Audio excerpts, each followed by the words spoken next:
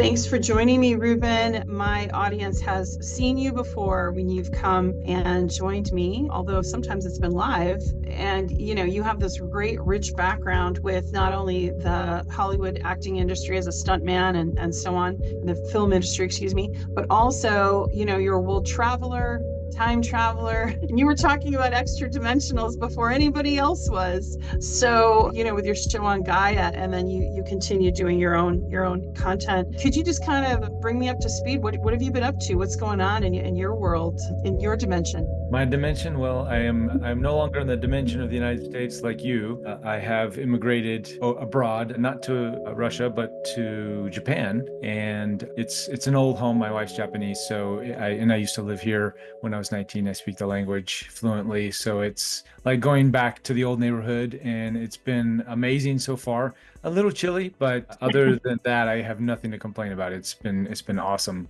to be back at home, so to say. And I guess Soon enough, the cherry blossoms will come, right? Soon enough. yes, yeah.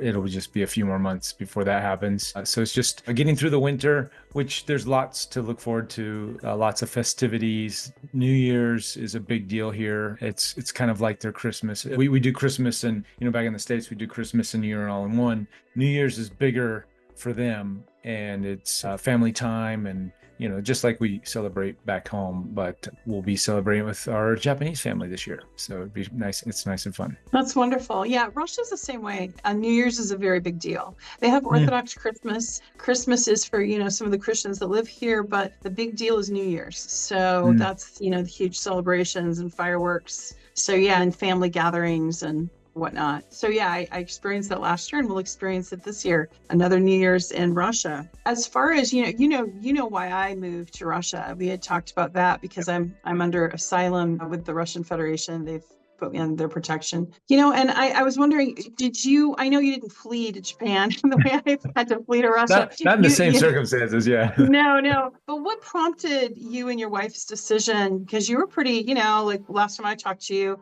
you were in the Northern California area. You guys were gardening, things were good. What prompted your decision? Well, California, as you probably know, has been really falling apart at the seams. And we thought being in the mountains, we could kind of weather that. And we did. And the mountains are still quite safe compared to the rest of the states. But the strong dollar, it's been hurting America more than helping it, and we're seeing it's taking its toll on the economy. And the benefit of that is when you use that dollar overseas, it goes a lot further. So it just makes it just for us, it just made sense. My wife being Japanese, and we were sort of thinking about moving anyway. We were kind of thinking more of a later plan to see how all the world affairs play out. But we were like, you know what? The dollar's strong now. Let's go. Let's do this. And so it just made sense for us economically. And I'm not regretting my decision at all, even though, the administration is in a course of change, and there's a lot of promising things looking up for America, but California, I think it was time, either way, it was time to get out of California for sure. Unfortunately, the corruption is still going strong there, and yeah, it's who knows how long that's going to go on for. Yeah, that's a mess. Well, one of the things you and I had talked about in the past was, you had set up the mock hearings back in the day, and now they've had legitimate hearings about UAPs, they call them now, and they've talked about biologics that they have found. You and I were already talking about this long before, and you were talking about this in particular years before other people were, and particularly about extra dimensional. So could you educate our audience a little bit about kind of like navigating through kind of the propaganda or the fact from fiction, if you will, about that, and bring us up to date? Sure, yeah. Well, I mean, the good news is there's been, I guess, two sort of official congressional hearings on the UFO UAP subject. One recently in November, and then another one last year, where David Grush, David Fravor, and Ryan Graves were sort of the three main speakers or whistleblowers or people speaking at that, giving a congressional testimony on the subject. And in this more recent one, we had Lou Elizondo and the other two people, I forgot their names, but so it's ongoing, and there's different agendas at play, and let's just the focus on the positive side of things is that the word's getting out.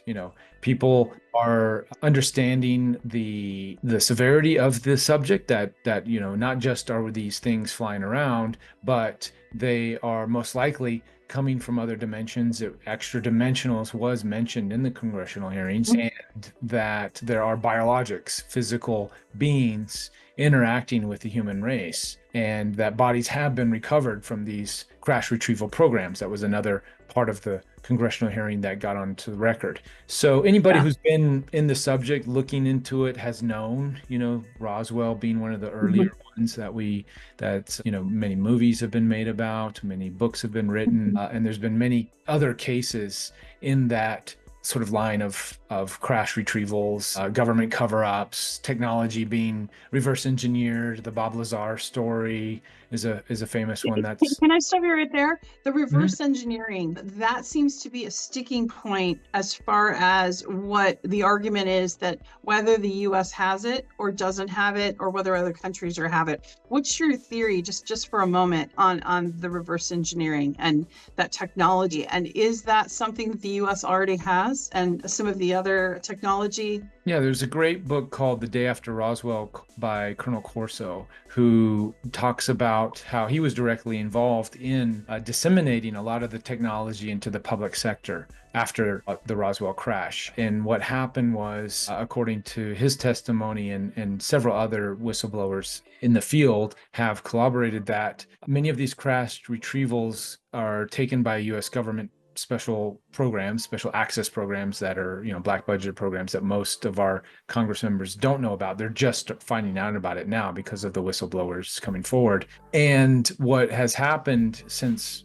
going back to the 40s is that the government takes these things apart. They hire the people, put them under gag orders and whatnot. So they, different scientists and whatnot. And it's quite, you can look at the Los Alamos, Oppenheimer, and that era of scientists right after sort of the creation of the atomic bomb, were right away, they were ushered into disseminating the technology from the other dimensional realm technology that was being recovered. And it's just not public record, so it's hard for people to say, yes, a matter of fact, this is the way it is. But again, deep researcher, there's plenty of information out there. And what was happening, and what Corso was talking about, was that they would only get so far because of their limited access to personnel, to scientists, they would still have access to the top guys, Oppenheimer and others being some of them. They could only take the top technology so far. So they kind of did what they did. And then they would send it out to the private sector,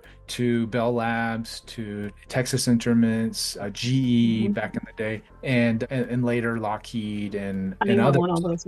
Yeah, so then they would say, well, this is something that the government's working on, and we've sort of done what we could with it, and why don't you guys play around with it, and just as you do any developments, just keep us in the loop.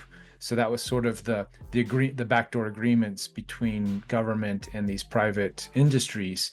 And also they realized by doing that, they could sort of keep the secrecy going within government because of the constitutional, congressional oversights and all these things that should be going on for this subject. Because so when they go into the private sector, they can kind of wash it in ways that congressional oversight doesn't have to happen, and bypass the laws that were supposed to be put into place. So it's very slippery, and a lot of the people involved at the government level in these programs, that's why we have whistleblowers, because a lot of people are like, hey, isn't this against the Constitution? Isn't this is not right? Like, there should be transparency and a lot of exactly. And that brings me to my question about, like, with some of the biologics they were mentioning, there's even supposedly an interview of one of the Greys.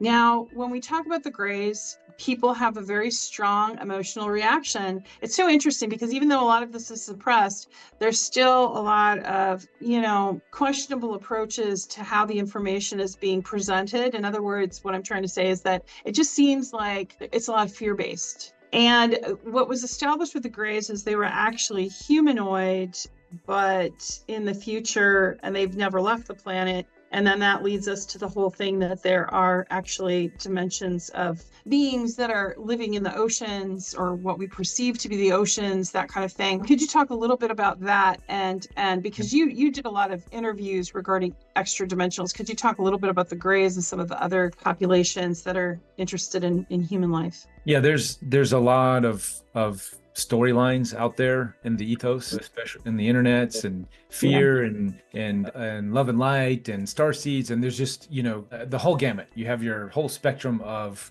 whatever UFO storyline you want to go down, whatever thread you want to pull Yeah. on. You sort of find it. I tend to try to stay positive overall because from doing my show and interviews and interacting with the different species and races, they sort of, the general idea that they tell us is that we create our own realities. So we can, sort of focus on the more negative storylines, and that will be the reality that we bring to us, so that we manifest in our day-to-day experience. So not that it doesn't exist, it's just how you focus and what your belief system is. And so having that understanding, I try to, look at all truths are true, all realities, and then go more the positive route. So in my most recent interview this past Sunday, in my membership, we talked to a Yael being through Weedica, the Yael is one of these species that look very human. They're sort of an offshoot of a gray human hybrid, but fifth generation. So they're more human looking than anything. They may have slightly larger eyes than the grays. I'm sorry, than the humans, but probably generally the way they speak about it is it'd be very hard to tell them from us. And they, along with the Pleiades, are sort of slated as the first contact races, one of the first contact races, if not the first.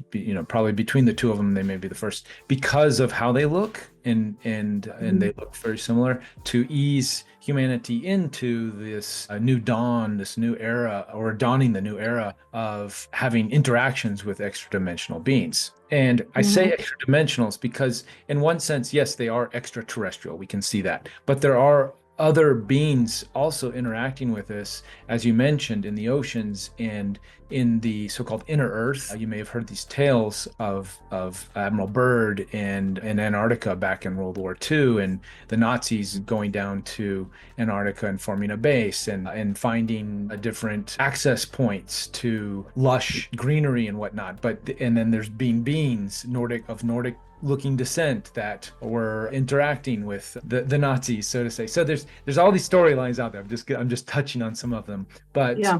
what is actually in reality is there's different sort of dimensionals, and we had this in congressional testimony, dimensions, storylines of Earth going on this evolutionary path or that evolutionary path or this state of being. And during this wide spectrum of infinite possibilities, from looking at quantum physics, depending on the frequency, as Nikola Tesla would say, if you want to understand the universe, think in terms of vibration, frequency, and sound vibration, frequency, then at the right resonance. And many of these craft and many of these alien technologies use frequency-based technologies to come in and out of our reality. So at the right frequency, we are able to sort of build that wormhole that bridge the worlds, and they can come in our reality, and eventually we will be able to go into theirs. And at the moment, we've had tons of interactions for a long time from the past and continue to now, but all of this sort of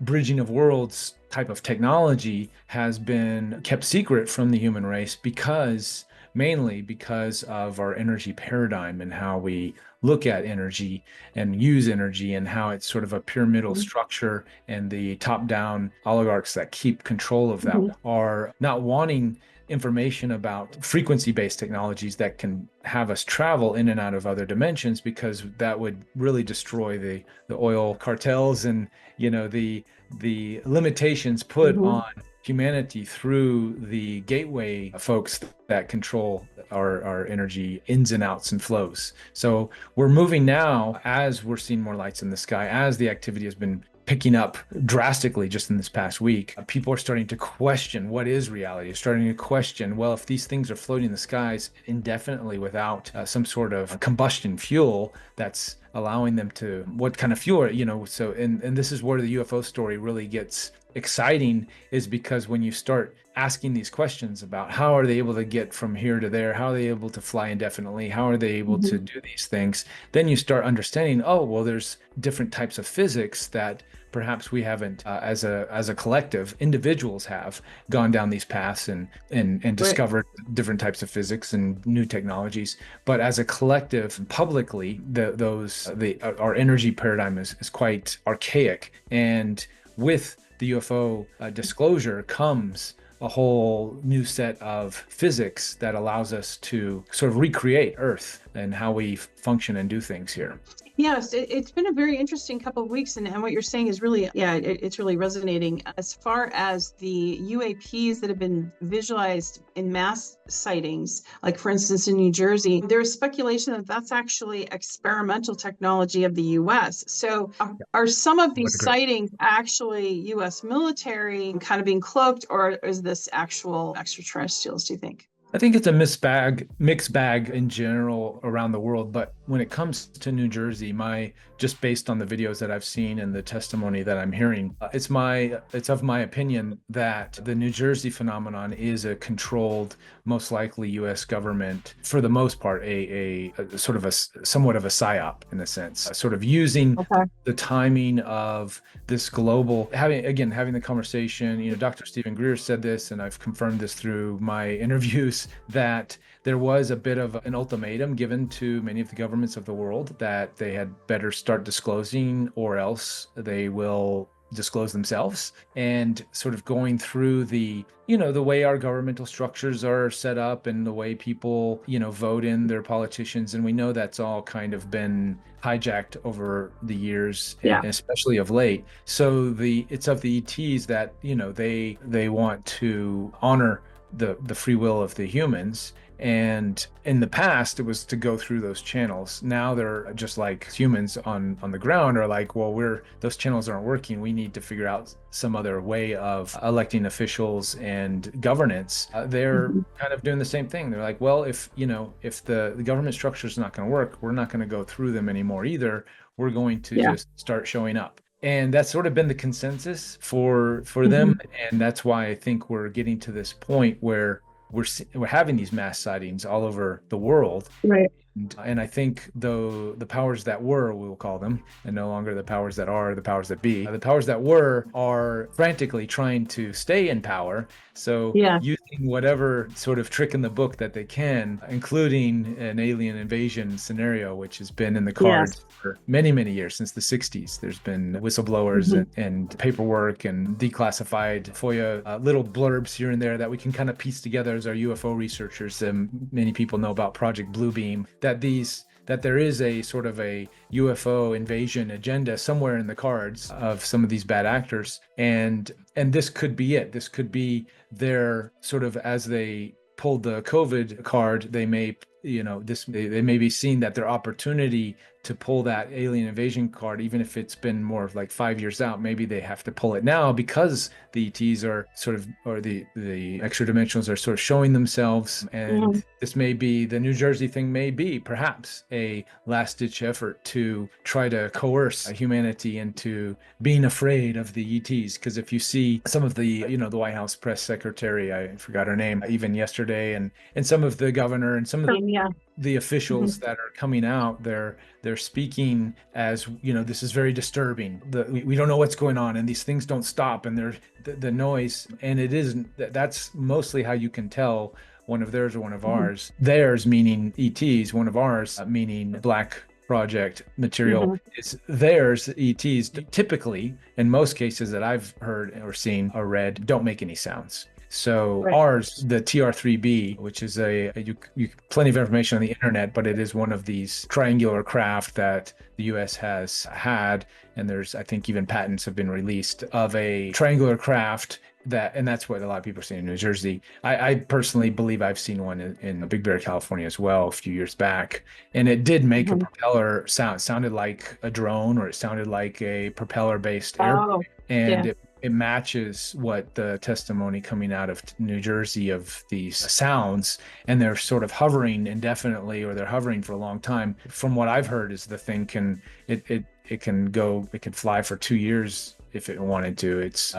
I don't know what type of technology it's exactly using. It may be nuclear, I don't know, but it doesn't need refueling, and it can fly at very high levels, almost in space. So it could be that, and again, this is all just I don't have any whistleblower news or anything to share on, but I'm just based on my experience being in the field. I think a lot of the New Jersey sightings probably are TR-3Bs or some similar type craft, some version of that are intentionally being flown to get ahead of the narrative, because the rest of the world is quickly waking up to the fact that we're not alone. It's interesting, and it leads me to two questions. The first one is about Elon Musk. Elon Musk is interesting because he obviously has a very focused interest in going to Mars and that importance in space travel. But yet, whenever he's asked about UAPs or extra-dimensional, he denies their existence, period. And the second question I had was about Bashar. The messages were quite controversial right before the election that came through Bashar. He's kind of associated with the Greys for whatever reason. And the message he was saying was if the woman became president, there would be first contact. If the man, there would be World War III. But I took it in a different way. It didn't necessarily mean that the male would start it. It just meant, and we are on the edge of World War III because the people in power were so upset with Donald Trump winning that they're actually trying to take us to this brink. So do you mind answering those two questions from your perspective? Yeah, I think, when it comes to Elon is running SpaceX. His biggest money supplier, or client, I should say, is the US government and the space agencies and people related to that world. So if he has come across any information when it comes to contact ETs, this is heavily classified information within our military, within our space programs. NASA, never a straight answer. NASA, they have over the years, very much so been intentionally keeping there's been whistleblowers that say, talk about the photoshopped pictures of Mars and space and everything, all of the hiding of the fact that we've been visited over the years. So I would imagine that at the level that Elon's playing at, he's had to adhere to whatever protocols that he has to play in. He's playing in those realms. So I'm sure, to keep those contracts, to keep whatever's going on, he has to keep whatever secret. So he's probably just playing the game, is my guess. And I'm sure, there's enough smart people from people within the Trump administration to, even people that I know who have contacted him and data dumped a ton of stuff, and, and he's, hear no evil, see no evil kind of guy. So, and I think that's just more for protecting himself for now. So, if he does know something, which I would imagine he would know something at this point, probably just for his own safety, he's probably having to keep that, on the sidelines. So very complicated character, but I would, he's done so much for humanity with X and for moving us forward in so many other ways that a lot of people, they always say, well, Elon is, he's got bad motives at the end of the day. It's hard to say. We don't know. I would say we don't, for most people at that level that they're playing at, the Elons, the Trumps, the others, Kennedy, RFK Jr., but we don't know. So let's just see how it all plays out. These guys, the benefit of the doubt for now. They've been on Team Humanity for now. So let's see how it plays out. Because he has doesn't. With you. Very, very positive towards humanity. Elon Musk is. And for now, are there evil agendas at bay? Yes, of course. And they're playing the game at that level. Oh my God, I couldn't imagine the amount of stresses and life-threatening type agreements that they have to hold. So let's just not throw the baby out with the bathwater. Let's use discernment as we move forward, and definitely hold anybody accountable for any bad actions that might be taking place in the future. But so far, he's done a good job. So let's just see how it all plays out. And so for the second question, which was, remind me what that was. Bashar, yes. So I love Daryl. I love Bashar. Daryl's been on my show. I love the Bashar teachings. They've been profound in my life. And I think there's been some follow-up since then. I think, and I've talked about this on my platform, that what Daryl, Bashar, and let's not confuse the entities. They are one and the same. Most people have this idea that if the person channeling the being, if the being says it, that it's somehow separate from the person. Mhm. And that is not the case from me being in this channeling world for a decade plus. The there has to be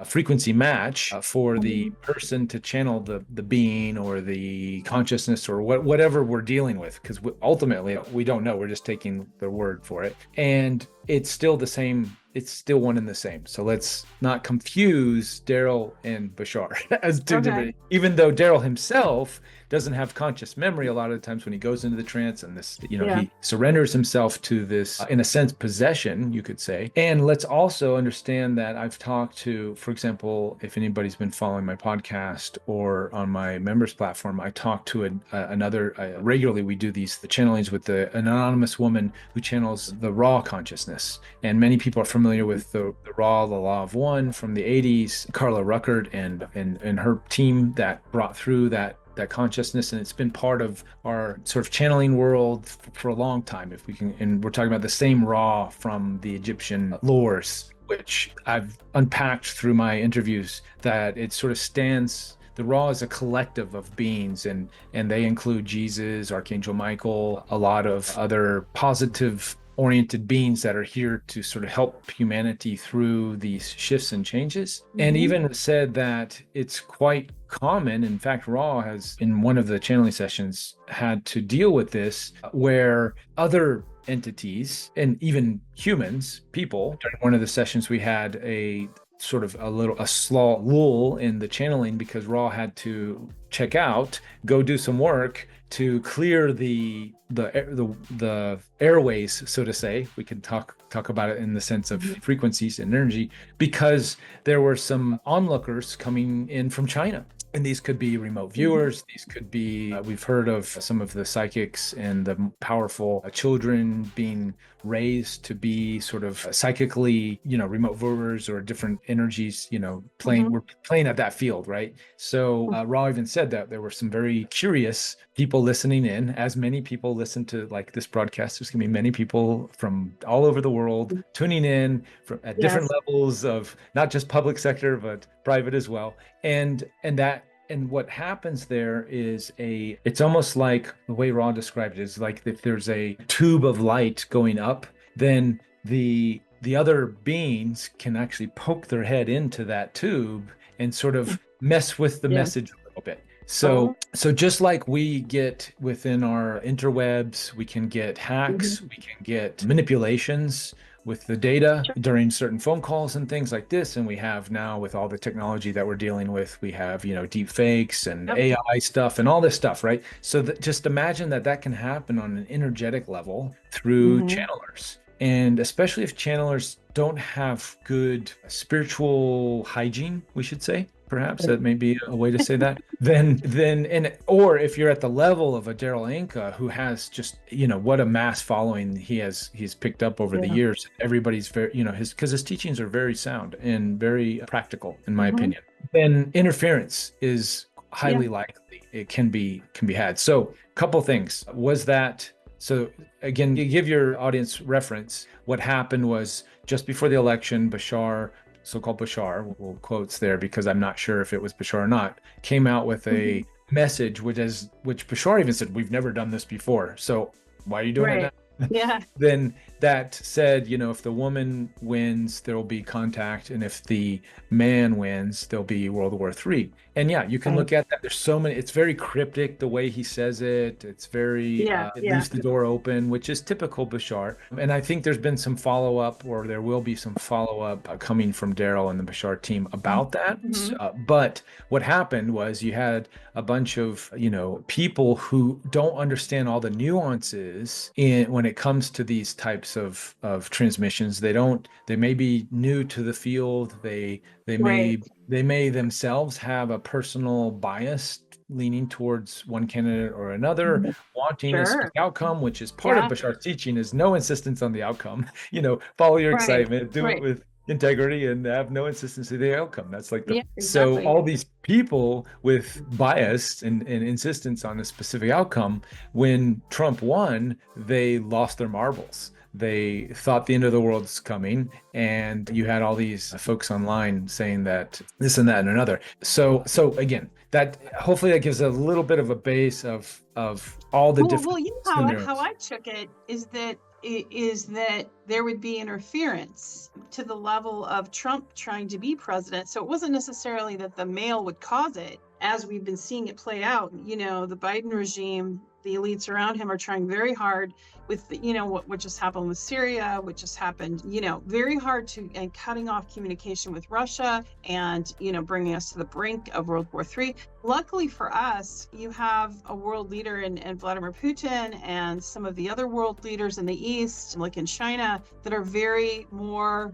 long-term thinking, and they show restraint. And so they weren't going to be drawn into the kind of, so I kind of didn't see him as being wrong or anything else. I'm saying, well, that's a possibility, because they don't want Trump to be president. So they'll scurry around and try to get a war going right before, and then hand him, oh, here you go. And by the way, here's World War III. Good luck with that. You know what I mean? Yeah. Because it's Yeah. one thing to hand over a government when you have some sort of diplomacy, or there's something, there's a question mark. But if we're in a hot war, it's very hard then to activate diplomacy from that position. It takes time. And one thing about Trump is, what's interesting is he is a businessman, but he's also he can be impulsive, and he can be easily swayed. And so those are two things that can play into this as well. So I didn't necessarily see it as something negative. I saw it as, well, yeah, they're not going to allow Trump to be president.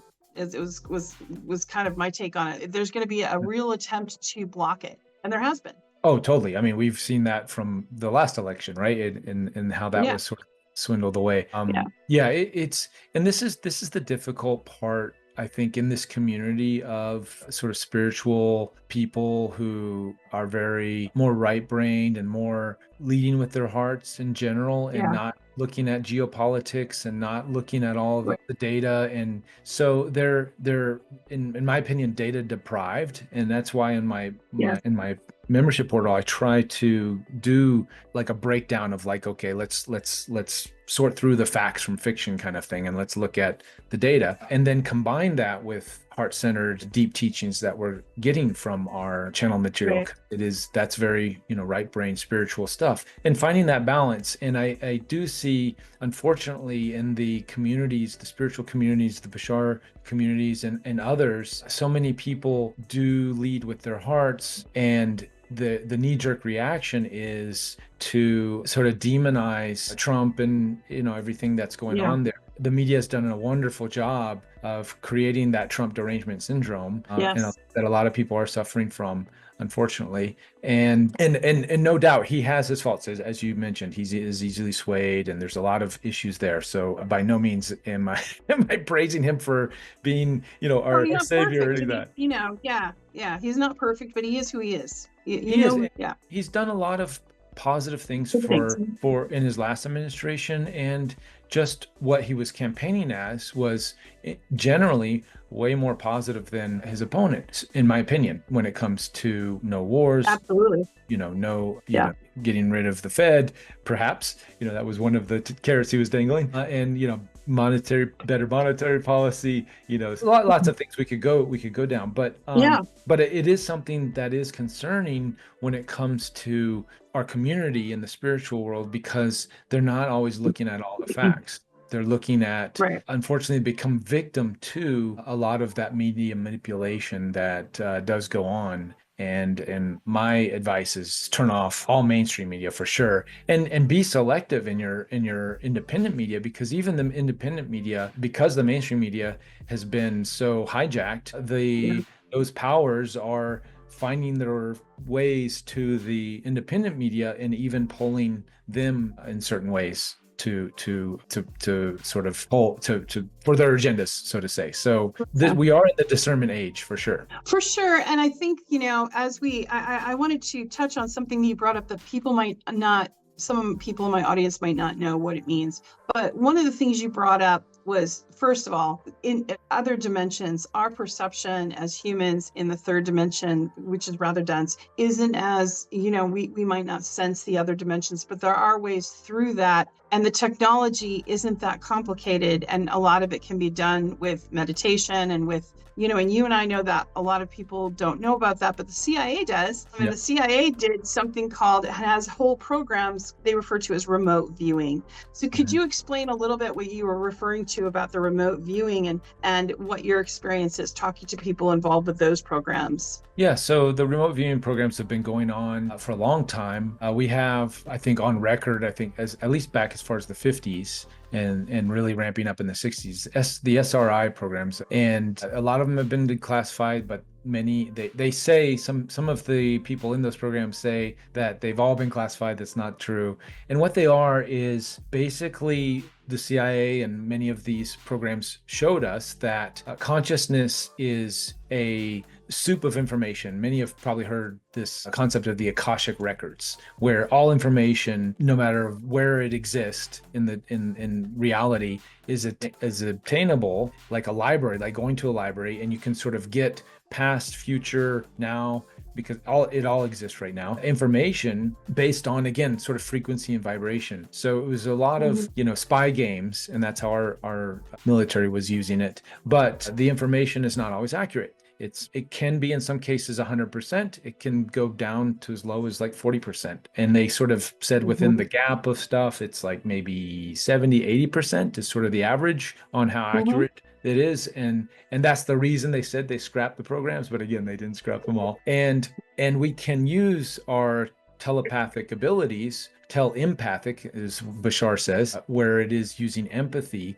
to connect into this consciousness soup that's all around us and sort of see into and peer into places that normally wouldn't be able to be seen. So the technology does exist, the remote viewers do exist, and people, average people. I went to one of Ed Dames's remote viewing classes years ago in 2010, and pretty good results just myself. So Yeah. it was more to just sort of prove the phenomenon and understand how it worked, and it's fun stuff for sure. Interesting. And that kind of brings me to, as far as technology and discovering dimensional activities, is time. Okay, so our perception, you said everything is happening right now in the present. Our perception of time, of course, because of who we are in our existence, tends to be linear, right? But we all know that that's not, it's kind of like how we see color. Like we see every single color. Something might be blue, but it's every single color except blue, right? Yeah. It's not really blue. Blue, it's the absence of blue, right? So, and we see it as blue. So it's like time. I kind of think of it like that. We're perceiving it as our bodies and our senses can handle it in this particular reality. But Yes. right now we're coming close to, or we came close. I feel like something nudged the other way, but we were close to World War III, closer than even the Cuban Missile Crisis, very close to a global conflict. I feel like there's a movement away from that now, from the precipice, so to speak, for humanity.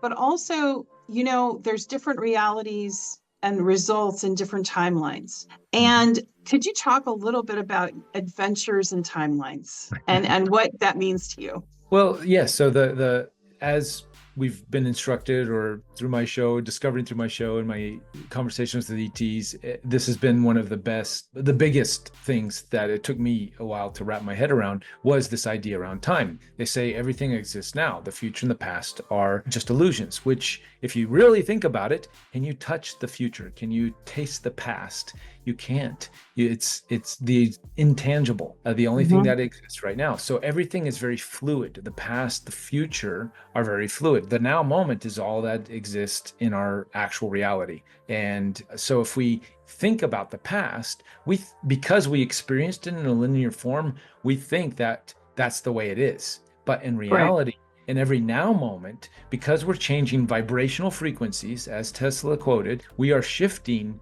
into different now moment realities that are in a more alignment with different versions of our past. And this is where many people may have heard of the Mandela effect, where they remember a specific logo, or did C-3PO have a silver leg or a gold leg? Did the Kit Kat logo look like this or that? The Berenstain Bears was sort of the big one. Is it Berenstain Bears or Berenstein Bears?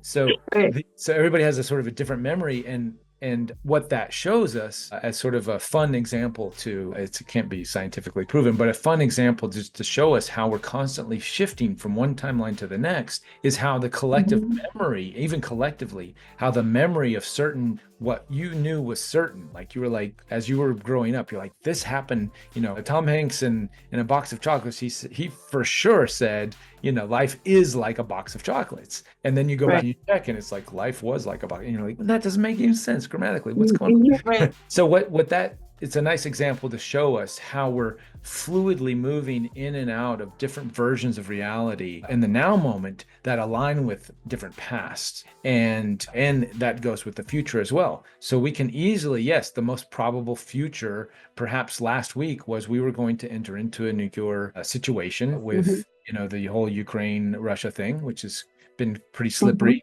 But yet something in the energy shifted. So now that is not our most likely probable future. And we were able to dodge that bullet, so to say.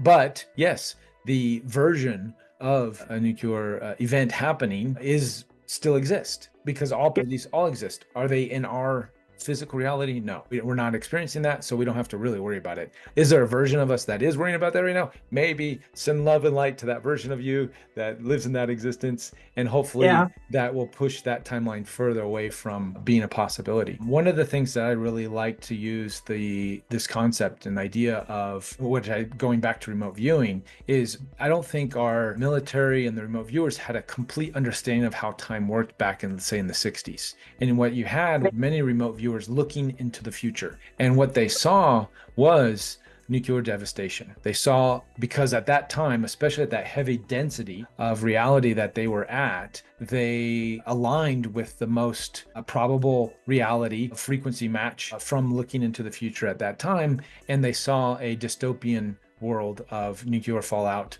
from all over the world. So then what happened is they would report that to their superiors. The superiors would freak out and say, oh my God, we better start building these tunnels underground in the Denver airport and all throughout underneath America, because the most likely probable outcome is that there's going to be nuclear fallout. We better start storing seeds and creating our underground bases and, all that stuff, right? And we saw that, and it all unfolded, and everybody's doom and gloom. It's the end of the world. But as we evolve, we shifted timelines, and this is why there is so much doom and gloom, and everybody looks at the Bible as being this prophecy thing that, it's the Armageddon's coming and all this stuff. But when you have to look at physics, just actual physics and frequency, that's not the case. We have evolved past now. We are in a specific timeline now moment that is not resonant with those old stories anymore. So we can let that go and we can concentrate. And the more we concentrate on the positive, and this is why the ET message of, you get to create your own reality. If you want Armageddon, go focus on Armageddon. You'll get it. But if enough of us collectively focus on a reality positivity, humanity flourishing, where we do thrive, we have plenty of food, we figured out the technology, or we've classified the 0-point energy technologies. We're able to collectively as humanity use that responsibly, so we're not causing harm to another, and we're creating enough abundance in food and different ways of doing commerce. We're interacting with ET civilizations. If we can hold that view of reality, enough of us, then we can shift into that quite seamlessly. Would that take out some of the bad actors of the world that want to have complete utter control of everything and be at the top of the food chain? Yes, that's why they're squirming right now, because they can see that their way of life, the way they're in more fear than anybody. Trust me, that's why a lot of them are doing these stupid things, trying to create a World War III and whatnot. It's because they can't imagine a world where they're not in power anymore. And that's a good way to put it. Yeah.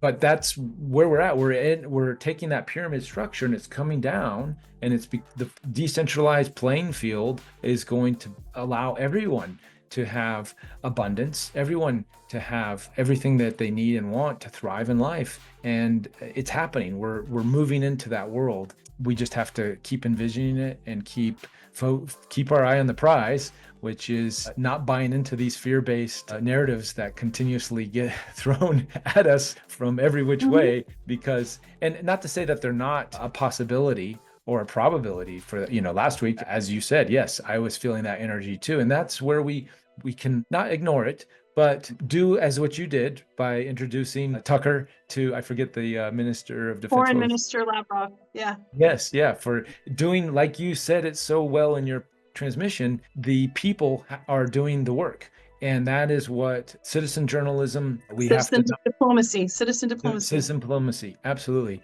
And that is where the ETs are at too now. They're like, hey, we're done talking to our leaders. We're going to go directly to the people, because that's where the energy is now shifting. We're realizing that we have that power as individuals to create the reality that we want, and not rely on, stupid politics and their dumb, squandering away of all the stuff that they're doing, right? We know all that stuff. So hats off. It's a good thing to say, because, I think people feel helpless. Like when they hear these huge concepts of like nuclear war. Well, when I heard that concept, I thought, well, what can I do as a citizen?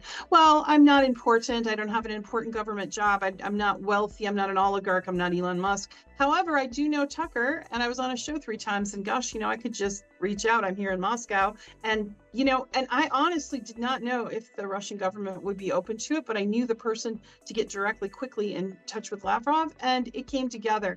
And my point is that I am not in a position of power or influence of any kind, and so if I can do it, no, you are, you did it. So yeah, you should own it. But I'm just a regular citizen, so Yes. like regular citizens can do this.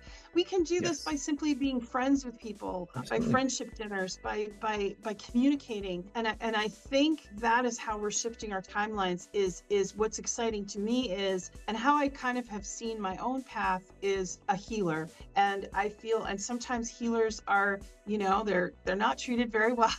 So they're, Initially, yeah. But healers, you can choose your path. That's the path I chose. I wanted to be part of that vision of healing humanity, a healing path, right? Showing ways for different people can heal their pain and heal their trauma. And so some parts of my life were kind of rough, because then I experienced that trauma so that I could do that. And we all have our own path, and we all take responsibility for our own, life and the way we've lived it. But what I want to say to you is what you've done. You were very brave when you came forward with a lot of the UFO, they called it UFO instead of UAP stuff, and extra dimensional. Nobody was talking about that, and people really gave you a hard time. Could you just talk just a little bit about how that felt when now it's become part of a very everyday collective conversation? Well, I mean, hats off to you for sort of on your journey. And I think, yes, we're similar. I've no way near the pressures and where the path you've picked a very difficult path, and it seems now that it is, paying off in these, saving the world from nuclear war in a sense, right? By those introductions. Likewise, in my own right, just following my curiosity, following my passion, wanting to know more, and wanting humanity to understand that we're not alone. I was a bit naive in those early years, back in 2013 when I produced the citizen hearing on disclosure. I didn't understand the weight of that. I just thought, oh, well, if everybody knows about ETs, it'll be okay. I didn't understand how deep the secrecy was, how difficult my life would be from coming forward and trying to educate people on that front. But we're seeing it in every, Tucker just had this guy, I forgot his name, about the Bitcoin guy on today's show. Roger Harrison, right? So same thing. Any sort of new technology or anything that's going to threaten the establishment, right? That they're gonna create.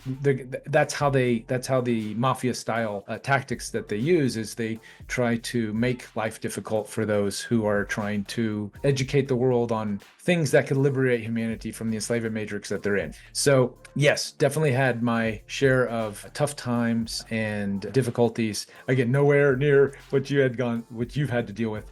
But for me, it's just because what was his name? Roger?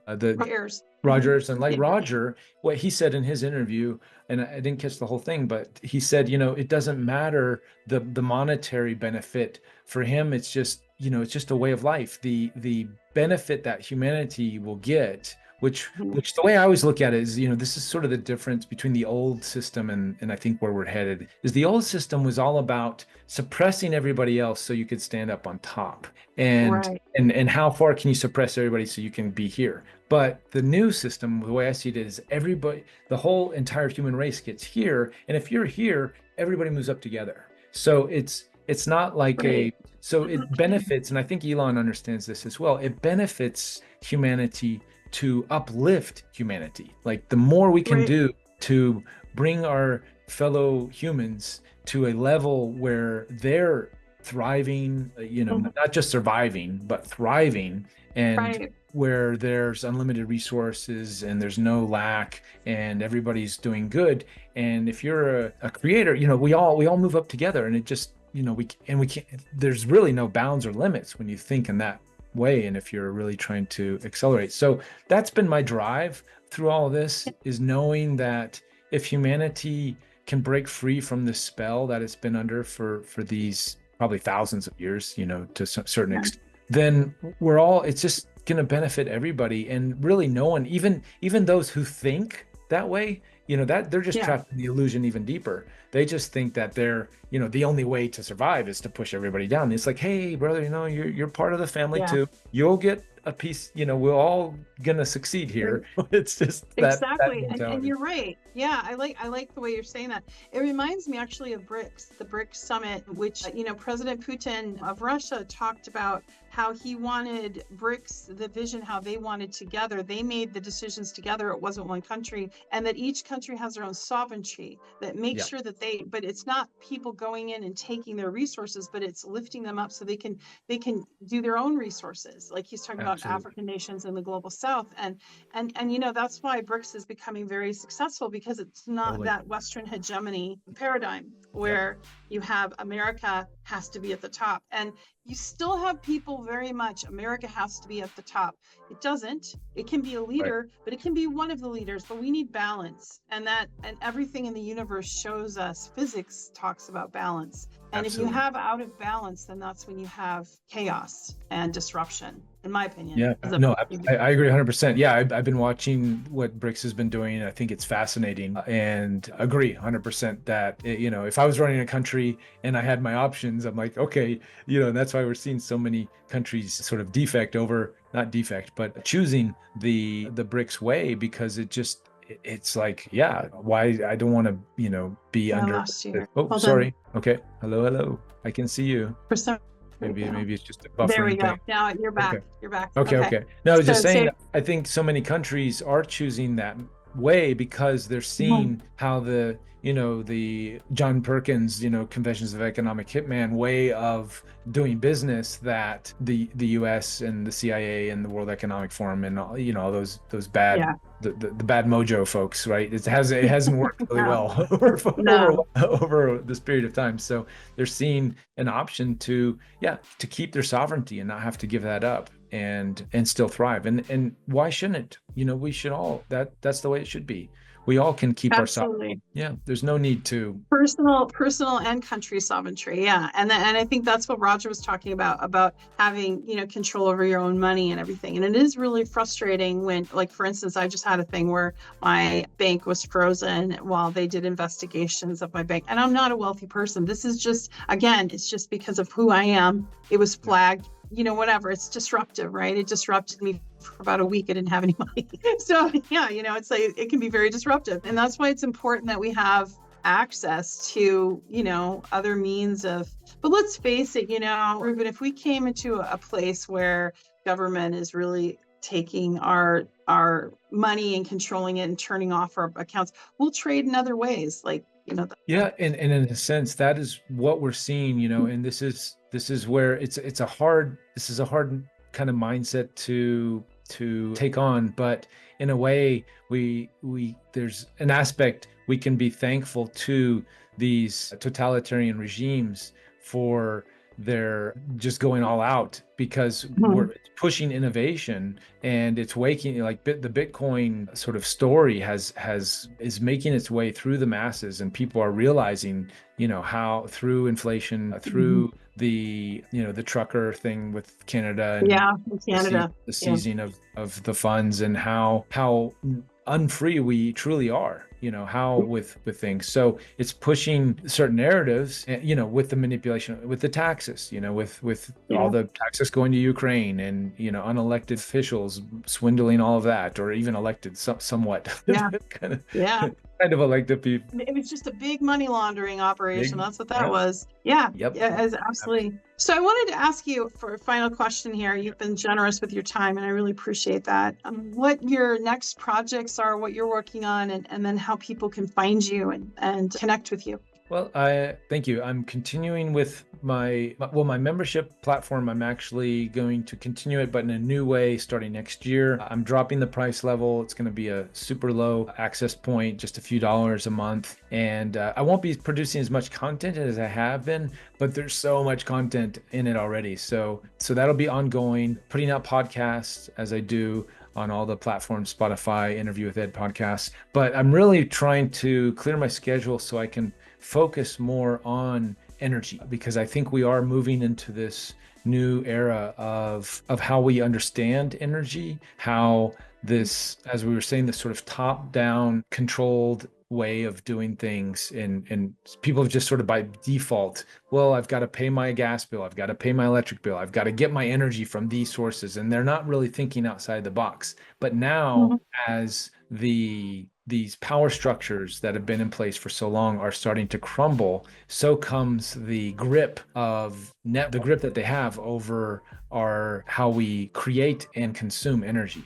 So I'm starting a new documentary. I'm calling it Wheel of Power, and Wow. it's all about how we consume energy, how we create energy, and how we understand energy. So it's really what the idea is at the end of it, to go to find these closed loop systems of decentralized ways of life that are no longer relying on these bigger sort of traditional ways of how we consume and take in energy. So the fossil fuel industry, but looking at that, but then now looking at alternatives. Interesting.